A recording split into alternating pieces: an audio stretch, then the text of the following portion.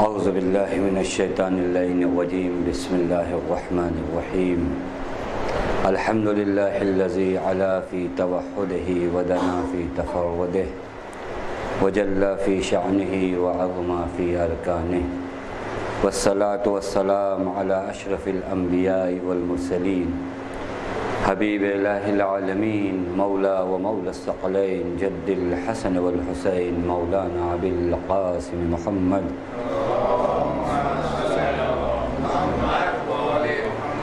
وعلى علي بن أبي طالب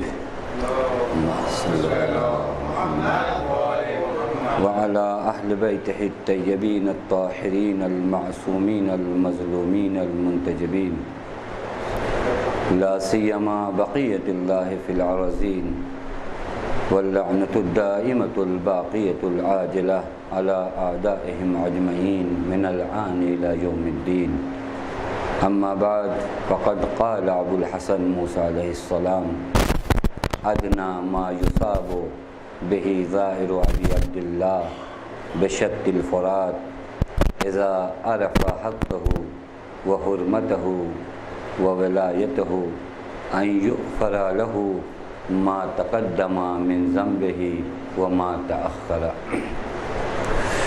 خدا کا لاکھ لاکھ شکر ہے کہ ہم آپ نے جو اس جلسے کا انعقاد کیا ہے، یہ ہمارا جلسہ ایک انقلابی سفر کے لیے تمہید بن رہا ہے. یہ جو سفر آپ حضرات کو درپیش ہے، یہ ایک انقلابی سفر ہے. شاید زندگی میں ہم نے ایسا کوئی سفر اب تک نہ کیا ہو. شاید ہماری زندگی کا سب سے اہم سفر ہے، یا اگر میں تعبیر اور لفظ دقیق کہوں تو سفر کا لفظ کہنا بھی غلط ہے. یہ کہا جائے کہ شاید ہماری زندگی میں یہ ایک ہجرت ہو. ہجرت ظاہری نہیں، ہجرت باطنی. کربلا کا سفر یعنی انسان اپنے آپ کو مہاجر بنانے جا رہا ہے. ارادہ یہ کیا ہے کہ ہجرت کر رہا ہوں، اور یہ ہجرت بھی جسمانی ہجرت نہیں ہے، یہ ہجرت روحانی ہجرت ہے. روح ہجرت کر رہی ہے. کہاں سے کہاں روح جا رہی ہے؟ روح ملک سے ملکوت جا رہی ہے. روح جو ہجرت کر رہی ہے، یہاں کے بعد زندگی چینج ہو جانا چاہیے. یہ جو سفر درپیش ہوا ہے، یہ جو آپ حضرات کو حسین ابن علی نے دعوت دیا ہے، حسین نے دعوت دیا ہے، واقعاً آپ کی قسمت پہ رش کیا جائے تو کم ہے. اور آپ کی وہ قسمت ہے کہ مجھ جیسا ناچیز انسان نہیں، آپ کی اس قسمت پر انبیاء رش کرتے ہیں. انبیاء اگر کسی چیز پر رش کریں، انبیاء اگر کسی چیز پر افتخار کریں، وہ چیز کتنی قیمتی ہوگی.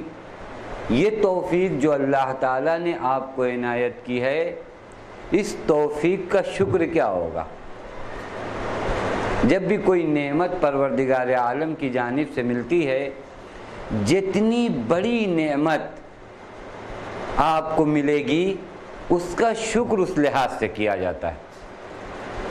ہماری تنخواہ بڑھ جائے، ہمارے رزق میں اضافہ ہو جائے، ہماری آل و اولاد میں اضافہ ہو جائے، یہ ایک نعمت ہے، اس کے بھی اپنے شکر ہیں. لیکن ہمیں کربلا کی زیارت نصیب ہو جائے، یہ نعمت اگر کسی کو حاصل ہونے والی ہو، اور یہ نعمت حاصل ہی اس وقت ہوتی ہے جب حسین ابن علی کی جانب سے دعوت نامہ آتا. یہ طے کریے گا، یہ پورے سفر میں آپ کو خیال اور لحاظ رہے کہ ہم خود سے نہیں جا رہے ہیں، ہمیں کسی نے بلایا ہے. کیونکہ یہاں جانے کے لیے پیسہ کوئی کام کا نہیں ہوتا. بہت سے پیسے والے ایسے اس دنیا میں ہوں گے جو آپ سے کئی گنا زیادہ پیسہ رکھتے ہوں گے، لیکن ابھی یہ توفیق حاصل نہیں ہوئی. شاید اپنی زندگی کے پورے امتیاز کو، ہوتا ہے نا انسان کے پوری زندگی کا اگر صلہ دیا جائے اور عظیم صلہ دیا جائے، ہماری یہ زندگی بھی اس صلہ کے لیے ناکافی ہے۔ شاید ہماری پوری زندگی کا صلہ جو ہمیں ملنے والا ہے وہ زیارت امام حسین۔ جب آپ کی پوری زندگی کا صلہ کوئی چیز ملے گی تو اس کی قدر کیا ہوگی؟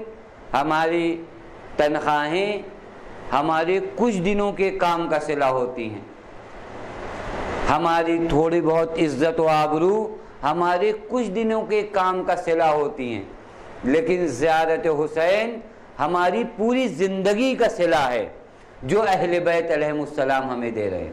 اور وہ رحیم ہیں، وہ جواد ہیں، وہ کریم ہیں۔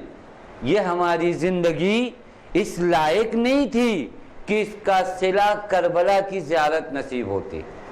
کربلا کی زیارت اور ہماری زندگی قابل موازنہ نہیں ہے، آپس میں مقابلہ نہیں ہو سکتا۔ ہماری زندگی کی کوئی حقیقت ہی نہیں۔ ہماری زندگی جو گناہوں سے بھری ہوئی، جہاں کچھ لمحے آپ نے اطاعت خداوندی میں بسر کیے، اور شاید میں یقین کے ساتھ اس بات کو کہوں، شاید آپ کو یہ صلہ بی بی زہرا کی جانب سے ملا ہو، شاید یہ صلہ آپ کو اس دکھیاری ماں کی جانب سے ملا ہو جس دکھیاری ماں کے بیٹے کو آپ نے گریہ کیا اس محرم میں۔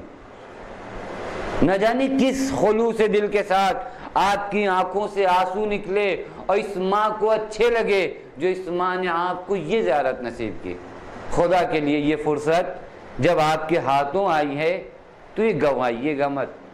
خدا کے لیے زیارت یہ سمجھ کے زیارت کو نہ جائیے کہ ہم جا رہے ہیں، آنے کے بعد لوگ کم از کم ہمیں یہ کہیں گے کہ یہ زائر امام، افتخار بڑا ہے یہ، لیکن آپ کی زندگی میں چینجنگ آنی چاہیے۔ حسین ابن علی کے در پہ پہنچنے کے بعد اگر انسانی زندگی میں چینجنگ نہ آئے، اس کا مطلب اس نے زیارت نہیں کی۔ توجہ فرمائیے گا، زیارت دو طرح کی ہوتی ہے۔ ایک مرتبہ انسان جا کر صرف روضے کی دیواروں در و زری کی زیارت کر کے آتا ہے، یہ بھی ایک ظاہر کہلاتا ہے۔ ظاہری طور پہ یہ بھی ظاہر ہے، جس نے در و دیواروں باموں زری دیکھی، یہ کم شرف نہیں ہے، لیکن زیارت کے اس مرحلے کے لیے آپ کو نہیں بلایا گیا۔ حسین ابن علی نے عمارت کے لیے آپ کو کربلا میں نہیں بلایا، یہ یاد رکھیے گا۔ آپ کربلا جا رہے ہیں، عمارت دیکھنے نہیں جا رہے ہیں۔ اگر بات عمارت کی ہے تو اس سے بہت بڑی بڑی عمارتیں یہاں موجود ہیں، توجہ کیجیے گا۔ آپ کو حسین کچھ اور دیکھنے کے لیے بلا رہے ہیں، کچھ وہ ملکوتی نظارے جو اب تک ہماری آنکھوں نے نہیں دیکھے ہیں، وہ دیکھنے کے لیے حسین بلا رہے ہیں۔ اور یہ دید ہم و آپ تک محدود نہیں ہے، انبیاء دعا کرتے ہیں، اللہم عرفنی الاشیاء کما ہیا، پیغمبر کی دعا ہے۔ ہر لمحہ پیغمبر جو معراج پہ جا چکے، جو منزل کمال پر فائز ہیں، جن کی عظمتیں قابل تصور نہیں ہیں، وہ پیغمبر بھی حق تعالیٰ سے ایک دعا کرتا، میرے اللہ مجھے چیزوں کو ایسا دکھا جیسی وہ ہیں۔ انسانی زندگی میں سب سے بڑی دعا یہ، اللہم عرفنی الاشیاء کما ہیا، اللہ مجھے چیزوں کو دکھا اس طریقے سے جیسے ہیں، کیونکہ جو ہم دیکھ رہے ہیں چیزیں ویسی نہیں ہیں۔ یاد رکھیے گا، یہ جو کبھی ہوتا ہے ہم ایک بڑے آدمی کے سامنے جھک جاتے ہیں، ایک مومن کے سامنے اکڑ جاتے ہیں، ایک مسجد میں کسی انداز سے آتے ہیں، پارلیمنٹ میں کسی انداز سے جاتے ہیں، چونکہ ہماری دید فرق کرتی ہے، ہماری نظر فرق کرتی ہے، ہمیں اشیاء ویسی نہیں دکھائی دے رہی ہیں جیسی وہ اشیاء ہیں۔ اگر ہمیں چیزیں ویسی دکھائی دینے لگیں جیسی ہیں تو وہیں سے زندگی چینج ہو جاتی ہے، وہیں سے زندگی تبدیل ہو جاتی ہے۔ آپ زیارت امام حسین کو جا رہے ہیں، حسین ابن علی آپ کو نظارہ کرانا چاہتے ہیں ملکوت کا، حسین ابن علی آپ کو نظارہ کرانا چاہتے ہیں اطاعت خداوندی کا، حسین آپ کو نظارہ کرانا چاہتے ہیں عبودیت خالص کا، حسین آپ کو نظارہ کرانا چاہتے ہیں فلسفہ شہادت کا، حسین آپ کو نظارہ کرانا چاہتے ہیں ایثار و محبت و الفت کا۔ کربلا جانے والوں یہ سب کربلا میں دیکھ کر آؤ۔ زیارت حسین یعنی ایثار حسین تمہارے سامنے جلوہ افروز ہو، زیارت حسین یعنی اطاعت حسین تمہارے سامنے جلوہ افروز ہو، زیارت حسین یعنی شہادت حسین ہمارے سامنے جلوہ افروز ہو۔ اگر یہ تمام چیزیں ہم نے کربلا میں دیکھی، اگر ان تمام چیزوں کو ہم نے اپنی ملکوتی آنکھوں سے کربلا میں دیکھا تو ہم کہلائیں گے زائر امام حسین۔ تعبیر بھی عجیب ہے، کیا کہا جاتا ہے؟ زائر حسین، زائر امام حسین، نہ کہ زائر روضہ حسین۔ توجہ فرمائیے گا، آپ کو لقب بڑا دیا جا رہا، زائر امام حسین، یہ مرتبہ کم نہیں ہے زائر روضہ حسین، کیونکہ یہ معلوم ہے کہ وہ چیز جو انبیاء یا اولیاء الہی سے منسوب ہو جاتی ہے اس کے اندر اثرات آ جاتے ہیں۔ یہ تو کسی شیعہ کو اس سے انکار نہیں ہے۔ جناب یوسف کے کرتے میں چونکہ جناب یوسف سے منسوب ہو گیا تھا، وہ اثرات کرامت مترتب ہو گئے تھے، تو لامحالہ روضہ حسین میں وہ تمام چیزیں ہیں، لیکن حسین آپ کو کسی اور چیز کے لیے بلا رہے ہیں، آپ کو اپنا زائر کہہ رہے ہیں۔ آج انشاءاللہ میں آپ کو ایک ایسی حدیث ہدیہ کروں گا آخر مرحلے میں کہ آپ رش کریں گے اپنی قسمت پر۔ اس جامع حدیث کے اندر امام نے فلسفہ، میں بھی بہت سوچ رہا تھا فلسفہ زیارت کیا بیان کیا جائے، کیسے بیان کیا جائے، کیا کیا بیان کیا جائے۔ اتفاق سے ایک ایسی حدیث نظروں سے گزری جس میں امام معصوم نے فلسفہ زیارت بھی بتایا، زائر کی عظمت بھی بتایا، مزور کی عظمت بھی بتایا، زائر کے تئیں اپنے خیالات کو بھی بتایا، یعنی اپنی طرف سے کچھ کہنے کے لیے بچا نہیں ہے، صرف متن حدیث پڑھوں اور اس کا ترجمہ کروں، انشاءاللہ آپ لوگ مستفید ہو، صرف متن حدیث، اس کے علاوہ اور کوئی کام کرنے کی یہاں ضرورت ہی نہیں ہے۔ امام نے خود بتایا کہ یہ زائرین امام حسین کیوں زیارت کو آتے ہیں، یہ جب آتے ہیں تو ہم ان کے بارے میں کیا سوچتے ہیں، اور یہ کس کی زیارت کو آتے ہیں اور کیوں آتے ہیں، وجہ آنے کی کیا ہے، آخر دنیا چاہتے ہیں، جنت چاہتے ہیں، یہ آتے کیوں ہیں۔ عجیب حدیث ہے، انشاءاللہ یہ ہدیہ ہے، کچھ بھی آپ کے سامنے، یہ ایک حدیث شاید زائرین اربعین کے نام ہدیہ، لیکن اس سے پہلے کچھ روایتیں آپ حضرات کی خدمت میں پڑھوں جو زیارت امام حسین کی فضیلت کے سلسلے میں جانیے۔ دیکھیں، یاد رکھیے گا، اس طرح کی روایتیں جب ہمارے یہاں پڑھی جاتی ہیں بالکل کنسیپٹ بدل دیا گیا ہے، تصور بدل دیا گیا ہے۔ یہ روایتیں جب پڑھی جائیں تو ہماری اطاعت میں اور ہماری عبادت میں اضافہ ہونا چاہیے، لیکن جب قوم سو جاتی ہے، قوم غافل ہو جاتی ہے، تو وہ جس چیز سے اسے اٹھنا ہے اسی چیز سے سوتی ہے۔ وہ روایتیں جو ولایت علی کے سلسلے میں ہیں، وہ روایتیں جو فضیلت شیعان علی کے سلسلے میں ہیں، یہ روایتیں بیدار کرنے کے لیے ہیں، یہ روایتیں امت کو سلانے کے لیے نہیں ہیں۔ ان روایتوں کے ذریعے امت کو بیدار کیا جاتا ہے۔ وہ جس روایت میں کہا گیا کہ اگر کوئی 70 نبیوں کا عمل لے کر آئے اور محبت علی نہ ہو تو یہ سارے عمل رد کر دیے جائیں گے، اس کا مطلب کیا ہے؟ عام تصور سے جب روایت پیش کی جاتی تو اس کا مطلب ہر شیعہ کے ذہن میں ہوتا ہے ہمیں کچھ نہیں کرنا ہے۔ نہیں، یہ روایت تو آپ کو بیدار کرنے کے لیے تھا کہ تم کس عظمت، اگر ہم آپ کو آ کر یہاں بتائیں کہ آپ کا عہدہ یہ ہے، آپ اس محفل کے پریزیڈنٹ ہیں، یہ آپ کا عہدہ بتایا، تو اس کا مطلب کیا ہے؟ آپ گھر جا کے لیٹ جائیے۔ ہم نے اگر آپ کا عہدہ بتایا، ہم نے اگر آپ کی ذمہ داری بتائی کہ آپ اس عہدے پہ فائز ہیں، آپ جنرل سیکریٹری ہیں، آپ اس ایریا کے معزز شخص ہیں، آپ کی بڑی عظمت ہے، آپ کی بڑی ویلیو ہے، یہ ہم نے بتایا، تو اس کا مطلب یہ ہے کہ ہم نے یہ کہا کہ آپ کہاں اور یہ کہاں، آپ جائیے اپنے گھر آرام کریے۔ نہیں، ہم نے جب آپ کو یہ بتایا تو گویا آپ کو بتایا کہ آپ کی ذمہ داری بڑی ہے، جہاں پر روایات میں فضائل شیعہ علی بیان کیے گئے ہیں، ان روایتوں کا فلسفہ کیا ہے؟ کیا ائمہ معصومین العیاذ باللہ یہ چاہتے ہیں کہ ہمارے شیعہ نہایت مطمئن ہو کر سو جائیں گھروں میں؟ نہیں، ان روایتوں کو بتانے کا مطلب کچھ اور تھا، قوم نے کچھ اور سمجھا اور بیان کچھ اور کیا گیا۔ توجہ فرمانے، ہوا بھی یہی۔ دیکھیں، بیان کرنے کا مطلب کچھ اور تھا، بیان کرنے والے نے بھی کچھ اور بیان کیا اور سننے والے نے بھی کچھ اور سمجھا۔ اصلاً کہیں سے میچ ہی نہیں ہوتا، جو بیان ہوا، جو بیان کیا گیا، جو سمجھا گیا، یہ تینوں الگ راستے پہ۔ اب اس قوم کا خدا نگہبان ہے، جہاں سامع کو نہیں پتا کہ خطیب نے کیا کہا، خطیب کو نہیں پتا کہ امام نے کیا کہا۔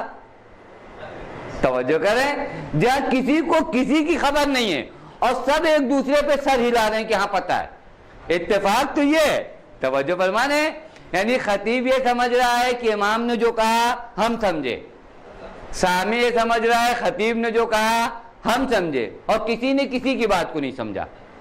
اور پھر کیا ہوگا؟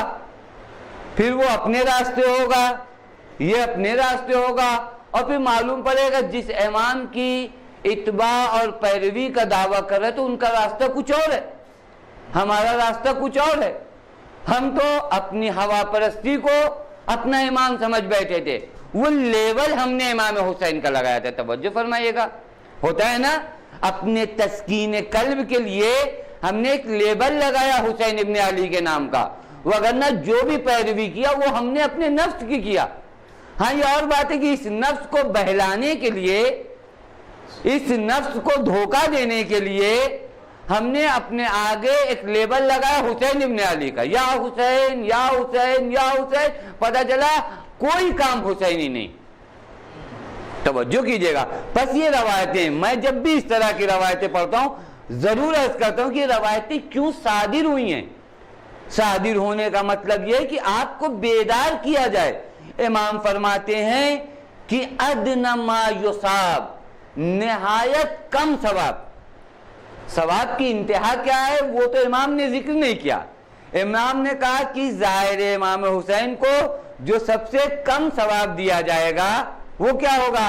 ادنی ما یصاب بہ ظاہر ابا عبداللہ، ابی عبداللہ عمدن۔ یہ روایتیں پڑھتا ہوں متن روایت تاکہ برکت کلام معصوم ہمارے قلوب میں آئے، جان بوجھ کے، وگرنہ بعد میں ترجمہ کرنا پڑتا ہے، لیکن عمدن ان الفاظ کو پڑھنا چاہیے جان بوجھ کر۔ جس طرح ہم قرآن مجید پڑھتے ہیں الفاظ ہوتا ہے، اسی طرح قرآن ناطق کے الفاظ بھی وہیں سے صادر ہوتے ہیں، لہذا ان الفاظ کی اپنی برکتیں۔ سب سے کم ثواب جو ظاہر ابی عبداللہ کو ملے گا اذا عرف حقہ، جب وہ ان کے حق کو پہچانتا ہوگا۔ اب واقعی ایک گھنٹے میں میں حق کے امام حسین بیان نہیں کر سکتا کہ امام حسین کے حقوق کیا ہیں، بس یہ ہے کہ حقوق ہیں، اور سب سے ادنا حق تو یہی ہے کہ امام حسین کا ایک حق ہم شیعوں کی گردن پر یہ ہے کہ ہم مطیع خداوند ہو جائے، کیونکہ ایک چراغ کے حقوق کیا ہوتے ہیں؟ اگر چراغ روشن ہوا تو اس چراغ کا ایک حق ہوتا ہے، اس چراغ کا حق کیا ہے کہ آپ صحیح راستہ چلیں۔ اس چراغ کا حق کیا ہے، اس لائٹ کا حق کیا ہے آپ کی گردن پر کہ آپ صحیح چلیں، کسی سے نہ ٹکرائیں، کسی سے اختلاف نہ کریں، یہ راستہ صحیح طریقے سے طے کریں۔ ان الحسین مصباح الہدی، حسین ہدایت کے چراغ ہیں، اور جو ہدایت کا چراغ ہے اس کے چاہنے والے اس چراغ کے پروانے، اس شمع کے پروانے اطاعت خداوندی میں زندگی بسر کریں، یہ حق ہے۔ اس تمام حقوق اس حق میں شامل ہو جاتے ہیں۔ اس کے بعد وہ تمام حقوق، کیونکہ حسین نے ہماری زندگی کے ہر گوشے کو روشن کیا، جب ہر گوشے کو روشن کر دیا جائے ہم اپنے بچے پہ بھڑک جاتے ہیں۔ 3 مرتبہ بچے کو اگر آپ ایک راستہ بتا دیں اور چوتھی مرتبہ وہ بچہ غلط جائے تو آپ کیا کہتے ہیں؟ ہم نے تم کو راستہ صحیح بتایا تھا، ایک مرتبہ نہیں، دو مرتبہ نہیں، تین مرتبہ، ہم نے صحیح بتایا تو یہ چوتھی مرتبہ جو تم سے مسٹیک اور غلطی ہوئی یہ کیسے ہوئی، سوال کر لیتے ہیں۔ لیکن واقعاً یہاں پر بھی جود امام حسین ہے جو ہر مرتبہ بھٹکنے کے بعد بھی ہمارا استقبال اسی طرح کرتا ہے جیسے ہم پہلی مرتبہ آ رہے ہیں۔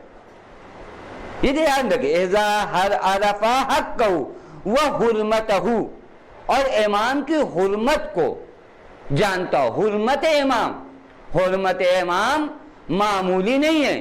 جس طرح محرم کو محرم کیوں کہا جاتا ہے؟ کیونکہ محرم میں حرمتوں کو بچایا گیا ہے۔ محرم یعنی حرمتوں کی پاسبانی کا مہینہ، اس مہینے میں حرمت الہی کو بچایا گیا، حرمت عفت کو بتایا گیا، حرمت پاکیزگی کو بچایا گیا، حرمت عبودیت کو، یہ سب حرمت ہے، یہ حریم الہی ہے۔ ان حریم الہی کو جس مہینے میں بچایا جائے اسے کہتے ہیں محرم۔ اور اگر آج محرم ہی میں حرمتوں کو پائمال کیا جائے،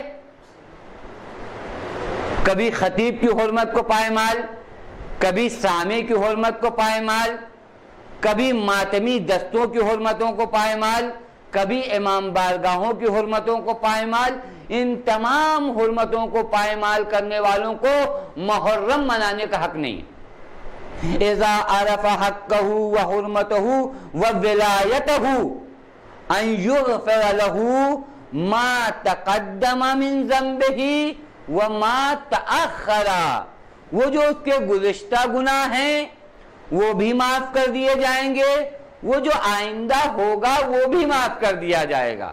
توجہ فرمائیے، یہاں لوگ کہتے ہیں اس کا مطلب ہم زیارت کر کے آئیں، اور ما تاخرہ یعنی جو بعد میں گناہ ہونے والے ہیں وہ تمام کے تمام معاف کر دیے جائیں گے۔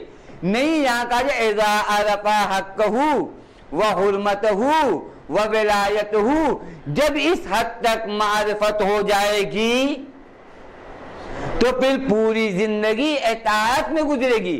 یہ اور بات ہے، ہم معصوم نہیں ہیں، لیکن زیارت حسین کے بعد اب گناہوں کی کمیت میں کمی آئے گی۔ توجہ فرما رہے ہیں، ہر لمحہ یہ دھیان میں ہوگا ہم ایک ایسی ذات کے حضور سے لوٹ رہے ہیں جس ذات سے وعدہ کر کے آئے ہیں۔ زیارت کا مطلب کیا ہوتا ہے؟ زیارت یعنی ایک ہوتا ہے یہاں زائر، ایک ہوتا ہے مزور، ایک ہوتا ہے زیارت۔ زائر کون ہے؟ ہم و آپ ہیں۔ مزور کون ہے؟ حسین ابن علی، یعنی جس کی زیارت کی جائے۔ زیارت میں تین چیزیں کم از کم ہوتی ہیں، زائر، مزور، زیارت۔ زائر اپنے مزور کے پاس جاتا ہے، کیوں جاتا ہے بھائی؟ ایک عہد کرنے جاتا ہے، ایک تعہد کرنے جاتا ہے، ایک وعدہ کرنے جاتا ہے، ایک وہ بیعت جو اس کی گردن پہ ہے اس بیعت کی تجدید کرنے جاتا ہے۔ توجہ فرما رہے ہیں، پس زیارت کرنے سے پہلے بھی حالت کچھ اور ہونی چاہیے اور زیارت کے بعد بھی کچھ اور ہونی چاہیے۔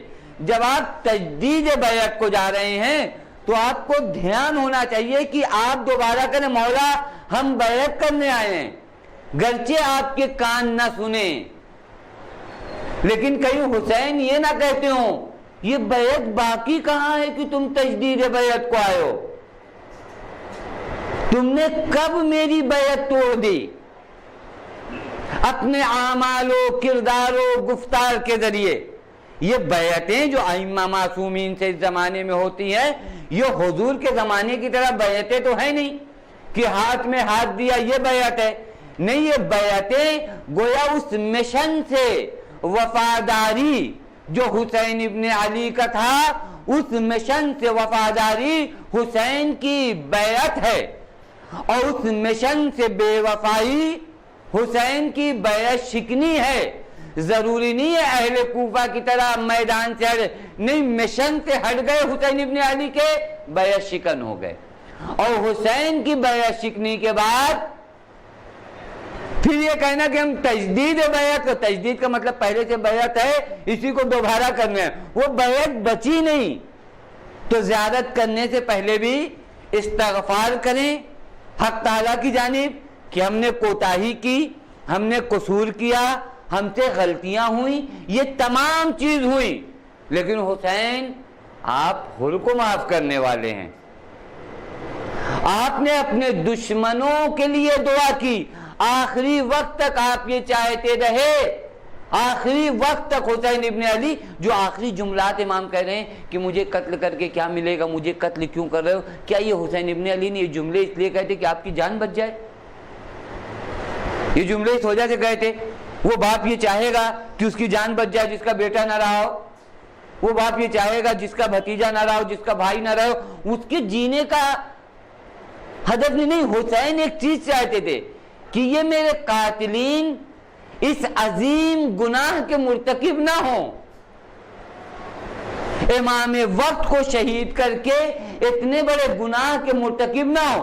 تو جسے اپنے دشمنوں کا اتنا خیال ہو, ہم آپ تو دوست امام حسین ہیں, دوبارہ لوٹیے حسین کی خدمت میں, یہیں پر روضے میں جانے سے پہلے یہیں پر حسین ابن علی کو مخاطب کریں, مولا ہمارے ہیں, ہمارے چہرے اس لائق نہیں ہیں کہ ہم آپ کے سامنے حاضری دے سکیں, ہمارے کردار اس لائق نہیں ہیں کہ ہم آپ کے سامنے حاضری دے سکیں, لیکن مولا حر بھی آیا تھا, حر نے بھی اپنی آنکھوں میں پٹی باندھی تھی, مولا ہم بھی اسی طرح آ رہے ہیں, گرچہ ظاہراً ہمارے ہاتھ بندھے ہوئے نہیں ہیں, گرچہ ظاہراً ہماری آنکھوں پہ پٹیاں بندھی نہیں ہیں, لیکن مولا تصور میں ہم اسی طرح آ رہے ہیں.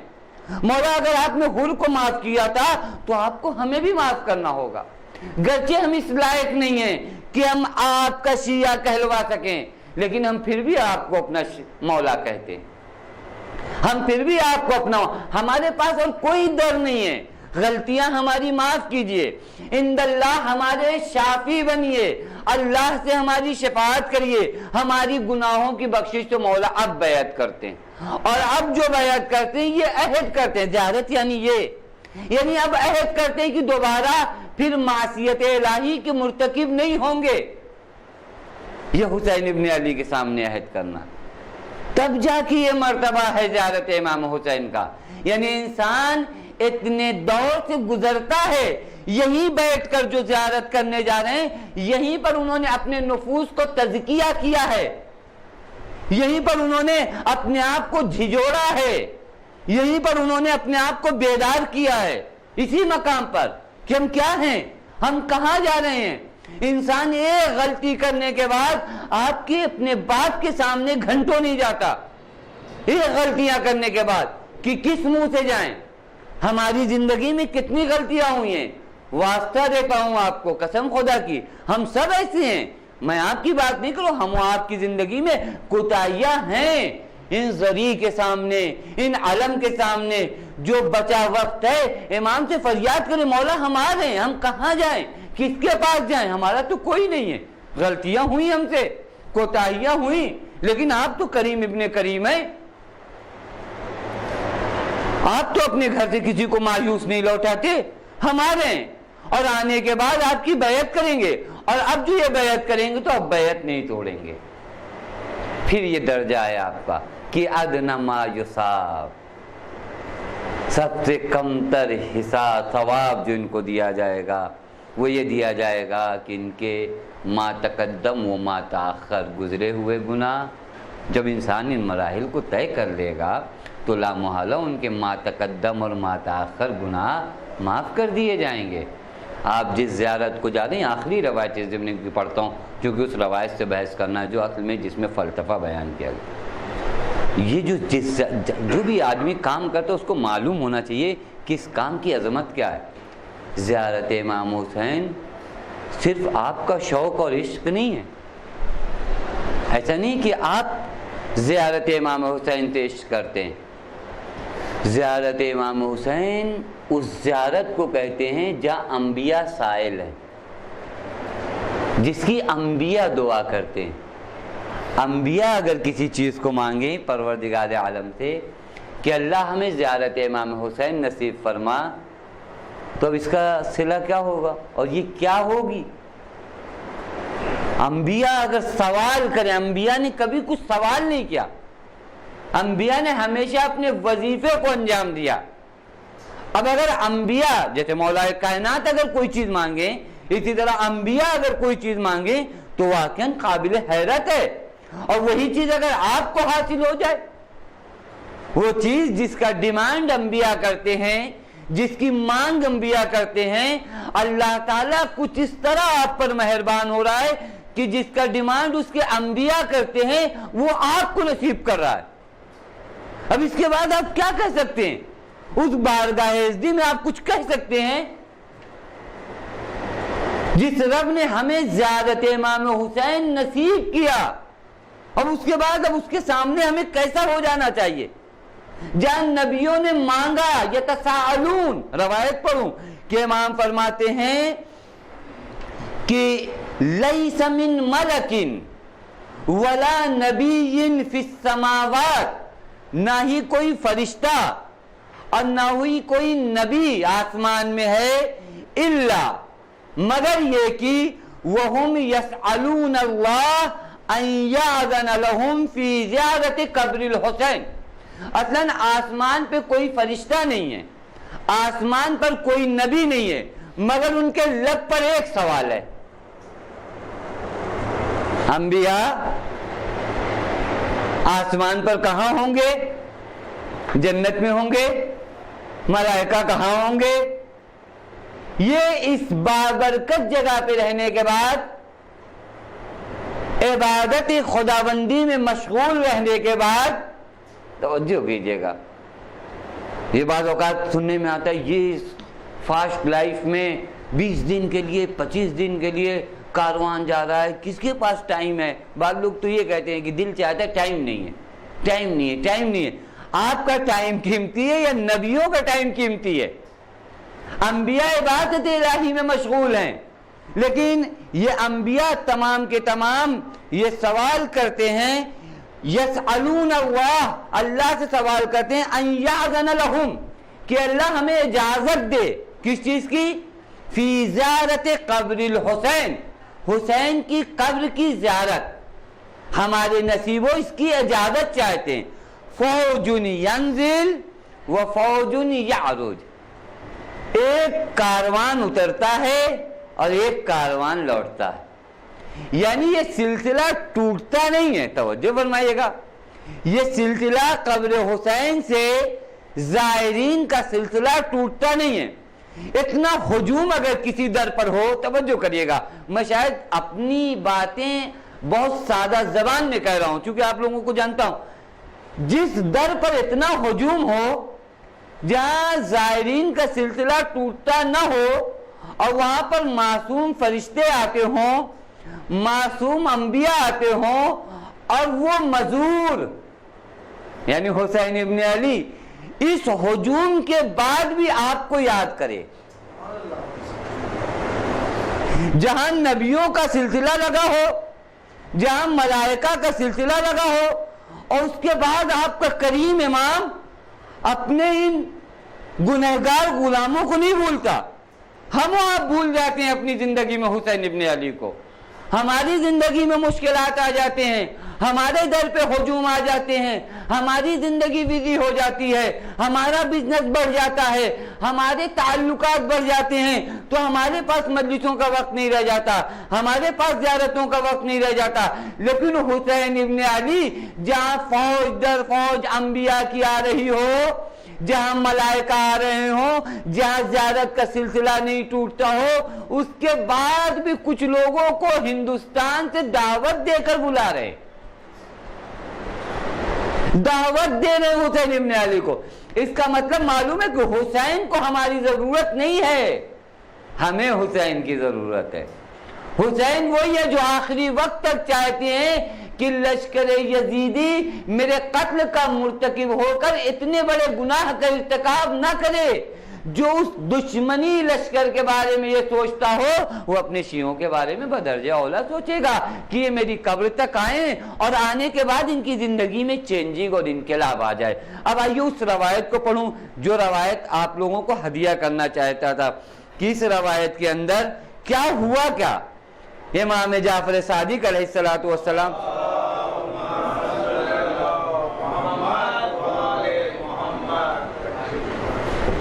یہ روایت واقعاً ہدیہ اربعین کے زائرین کے لیے ایک ہدیہ ہے، واقعاً یہ روایت عجیب غریب روایت ہے، جہاں پر میں بغیر کسی تمہید کے اس روایت کو پڑھتا ہوں چونکہ وقت کم ہے۔ ایسا نہ ہو کہ روایت کامل نہ ہو پائے. یہ روایت ایک پورا درس ہے, پورا ایک نصاب ہے, پورا ایک سیلیبس ہے زیارت امام حسین کا, صرف یہ ایک روایت کہ جہاں پر معاویہ ابن وہب امام کے صحابی ہیں, یہ کہتے ہیں کہ ایک دن میں امام جعفر صادق علیہ الصلوۃ والسلام کے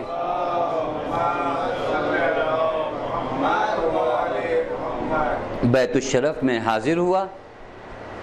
میں نے اذن دخول چاہا, امام سے اجازت چاہی گھر میں آنے کی. کسی نے مجھ سے کہا داخل ہو جاؤ, امام نے نہیں کہا. صاحب خانہ میں سے کوئی ہوگا, داخل ہو جاؤ, آ جاؤ. کہتے ہیں میں پہنچا اس حجرے میں جہاں امام تشریف فرما تھے. امام حالت نماز میں تھے, فی مصلاہ, یہ روایت کا جملہ ہے. فدخلت فوجدته فی مصلاہ, میں داخل ہوا, میں نے امام کو آپ کے مصلے پر پایا, جہاں نماز پہ پایا, جہاں آپ نماز پڑھتے.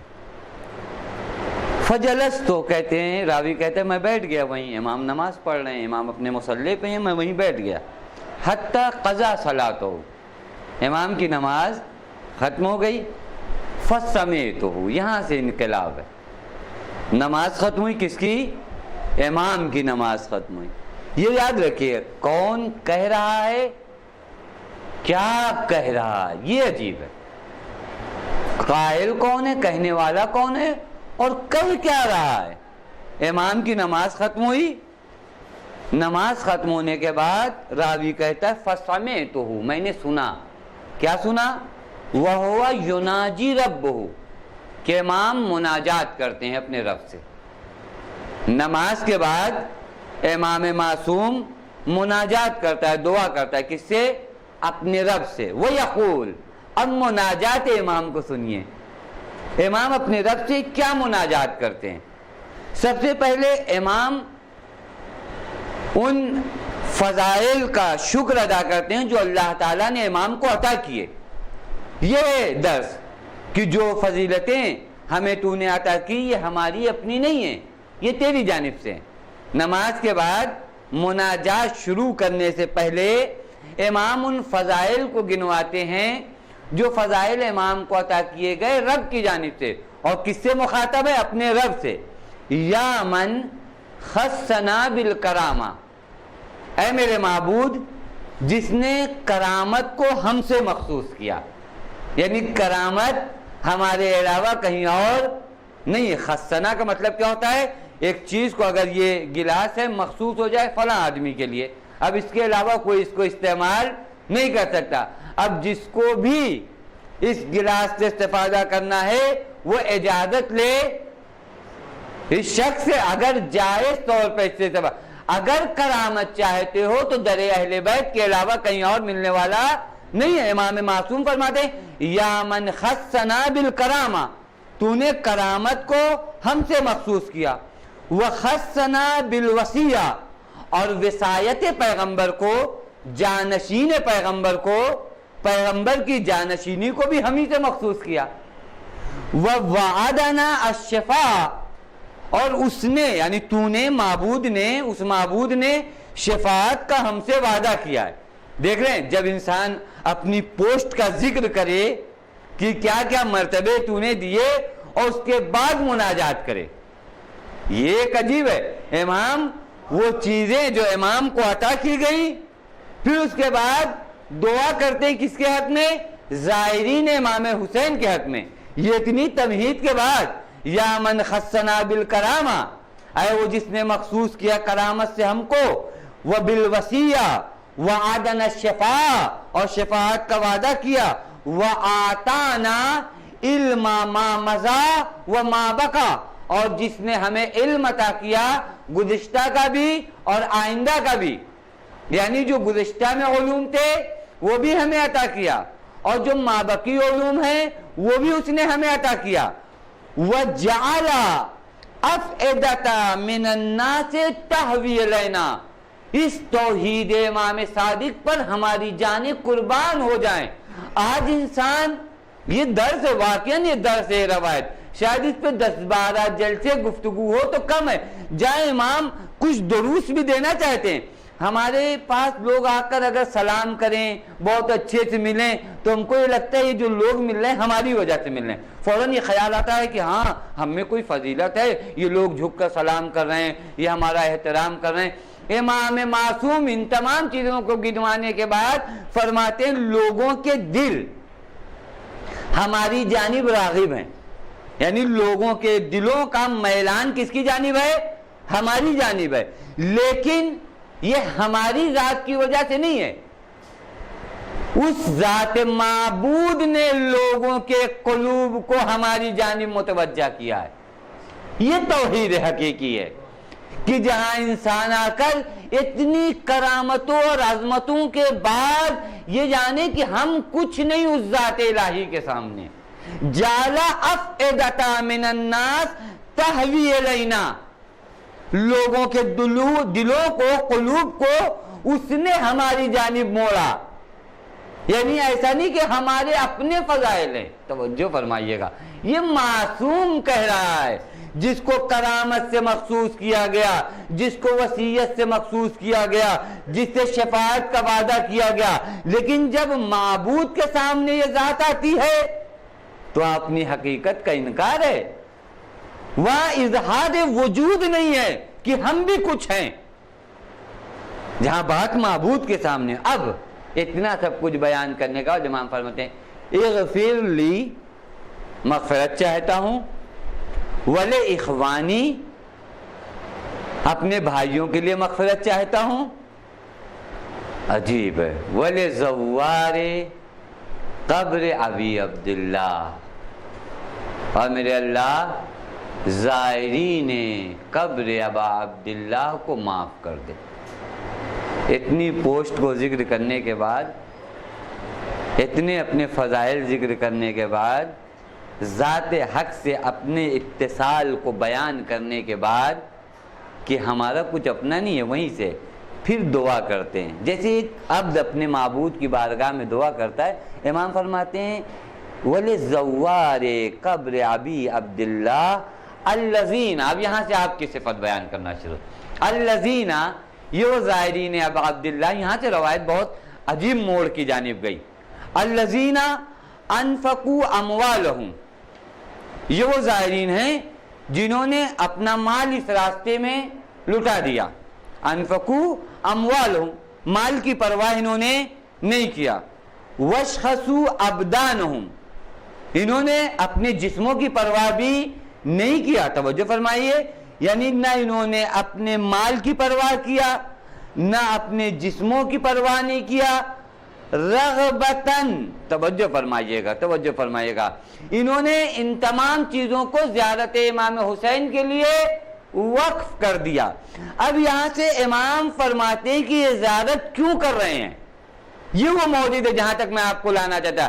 رغبتاً فی برنا, اللہ اکبر, اس ایک جملے پر زائرین امام حسین صرف افتخار کریں تو کافی ہے. یہ جتنا کروڑوں کا مجمع ہو رہا ہے صرف امام کے اس جملے پر افتخار کرے کہ امام معصوم کہتا ہے یہ جو میری زیارت کو آ رہے ہیں, جو میرے دادا کی زیارت کو جا رہے ہیں, رغبتاً فی برنا, یہ ہمارے ساتھ نیکی کرنا چاہتے ہیں. ہم اہل بیت کے ساتھ نیکی کریں. رغبتاً, یہ جو زیارت کو آئے ہیں, رغبتاً فی برنا, یہ ہمارے ساتھ نیکی کرنے آئے ہیں. اللہ اکبر, مجھے تو یہ جملہ بالکل اس آیت کی طرح لگتا ہے, هل جزاء الاحسان الا الاحسان. خدا سے کوئی احسان کر سکتا ہے, خدا پر کوئی احسان کر سکتا ہے, لیکن اس معبود کا کرم یہ ہے کہ وہ آپ ہی کی بھلائی جو آپ اپنے لیے کرتے ہیں اس کو بھی اس نے کہا کہ یہ احسان ہمارے اوپر ہے. وہ جو نیکیاں آپ اپنی ذات پر کرتے ہیں, بھائی خدا کے لیے کون کیا کر سکتا ہے, کوئی کچھ کر سکتا ہے نہیں. لیکن آیا تھا هل جزاء الاحسان الا الاحسان, یعنی جس طرح تم اپنی ذات کے لیے نیکیاں کرتے چلو اسے ہم اپنے اوپر احسان مان لیتے ہیں. شاید یہ زیارت ہم اپنے لیے کر رہے ہیں, لیکن امام فرماتے ہیں رغبتاً فی برنا, یہ ہمارے ساتھ نیکی کر رہے ہیں, ہم کہاں اہل بیت کہاں ہم ان کے ساتھ نیکی کر سکتے ہیں؟ نہیں، ہم اپنی ذات کے ساتھ نیکی کر رہے ہیں، لیکن ان جواد و کریم نے ہمارے فعل کے رتبے کو اتنا بڑھا دیا کہ انہوں نے کہا یہ نیکی ہمارے ساتھ ہے. یعنی زیارت امام حسین یعنی نیکی اہل بیت کے ساتھ. یہ جملہ افتخار کے لیے کافی نہیں ہے؟ ایک زائر اس ایک جملے پر رغبتاً فی برنا، اہل بیت کے ساتھ نیکی کرنا، اہل بیت کے ساتھ، ورجاءً لما عندک فی صلتنا. یہ یاد رکھیے، یہ عجیب جملہ ہے. زیارت کرنے جا رہے ہیں، کس لیے جا رہے ہیں؟ معصوم فرما رہے ہیں، معصوم اہداف زیارت کو بتائیں. زیارت کرنے جا رہے ہو رجاءً لما عندک فی صلتنا. یہ جو زیارت کرنے آ رہے ہیں یہ در حقیقت ہم سے متصل ہونا چاہتے ہیں. یہ اس رابطے کو جو اہل بیت اور امت کے درمیان ہونا چاہیے اسے برقرار کرنے کو آئے ہیں. توجہ کر رہے ہیں؟ یعنی زیارت کا ہدف کیا ہے؟ وہ رابطہ جو ہم امام و امت کے درمیان ہونا چاہیے. امام و امت کے درمیان ایک رابطہ ہونا چاہیے. یہ رابطہ عام رابطہ نہیں ہے کہ صرف نعروں تک رہے. نعروں کا رابطے کے لیے آپ زیارت کو نہیں جا رہے ہیں. زیارت در حقیقت اہداف کے رابطے کو کہتے ہیں. امام فرماتے رجاءً لما عندک فی صلتنا. یہ جو ہمارے پاس آ رہے ہیں ایک خاص رابطے کے لیے آ رہے ہیں. یعنی کیا؟ یعنی یہ ہم سے متصل ہونا چاہتے ہیں. امام سے کیسے متصل ہوں گے آپ؟ فضل میں، علم میں، عبودیت میں. بھائی وہ مخزن ہے نا، منبع ہے. آپ چاہتے ہیں اپنے آپ کو اس منبع سے کیا کر دیں؟ متصل کر دیں. جب زیارت کی وجہ سے آپ اس منبع کہتے ہیں اس جگہ سے جہاں سے کوئی چیز نکلتی ہو، نشو ہوتی ہو. جیسے یہ چشمے ہوتے ہیں، کہیں کہیں ہوتا ہے وہاں سے پانی ابلتا ہے تو اس کو عربی میں کہا جاتا ہے منبع، کہ اس کو مصدر بھی کہتے ہیں، یہاں سے یہ چیزیں نکلتی ہیں. اہل بیت اس منبع کا نام ہے